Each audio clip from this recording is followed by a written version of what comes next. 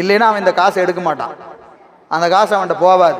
நம்மகிட்ட 1 கோடி ரூபாய் சொத்து இருக்கும், கேஷ் இன் ஹேண்டு 1 crore, சரிங்களா?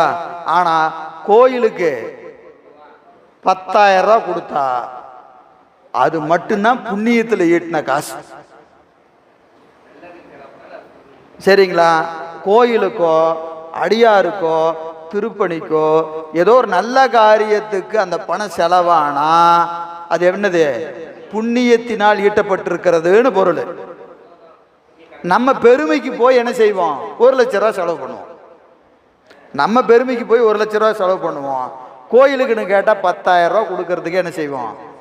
அப்படியே யோசிச்சுட்டு ஒரு 10,000 ரூபாய் கொடுப்போம். ஏன்னா நம்மகிட்ட இருக்கிற மொத்த சொத்தும் புண்ணியத்தினால் ஈட்டப்படவில்லை. ஈட்டப்பட்டிருந்தா என்ன ஆகும்?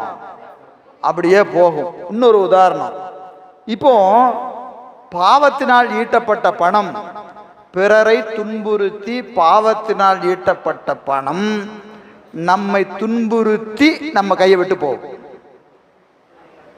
போகும்போது எப்படி போவோம்? நம்மளை துன்புறுத்தி தான் போகும். ஏன்னா அது வந்தது எப்படி வந்துச்சு? பாவத்தினால் ஈட்டப்பட்டிருக்குது. பிறரை துன்புறுத்தி ஈட்டிய பணம் நம்ம கையை விட்டு போகும்போது என்ன செய்யும்? நம்மளை துன்புறுத்தி போவோம். ஆஸ்பத்திரிக்கு போய் சர்ஜரி பண்ணி 2 மாதம் கடந்து 4 மாதம் கடந்து அது கையை விட்டு போகும். போகணுங்கிறது விதி, போயிருச்சு. ஆனால் எப்படி போச்சு?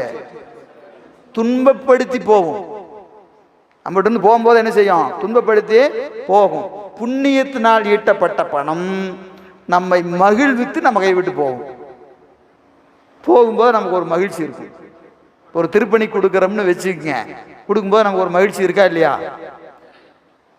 அப்ப அது என்ன அர்த்தம்? புண்ணியத்தினால் ஈட்டப்பட்டிருக்கிறது, நல்ல செயலுக்கு செல்லுகிறது. செல்லும் போது நம்மை துன்புறுத்தாம நம்மளை மகிழ்ச்சியில வச்சு அந்த பணம் கையை விட்டு போகும். புரியுதுங்களா? இதெல்லாம் இந்த பிறவியில நமக்கு கண்ணுக்கு முன்னாடி தெரிகிற விஷயம். இதை தாண்டி நமக்கு 1000 கணக்கு வழக்கெல்லாம் இருக்கு. எல்லாமே நமக்கு புரியணுங்கிற அவசியம் இல்லை. முதல்ல வினை கணக்கை மொத்தமா புரிஞ்சுக்கணும்னு முயற்சியே பண்ணக்கூடாது. பண்ணுனா என்ன வரும்? ஃபெயிலியர் தான் வரும். சரி, எனவே காந்த பசாசம்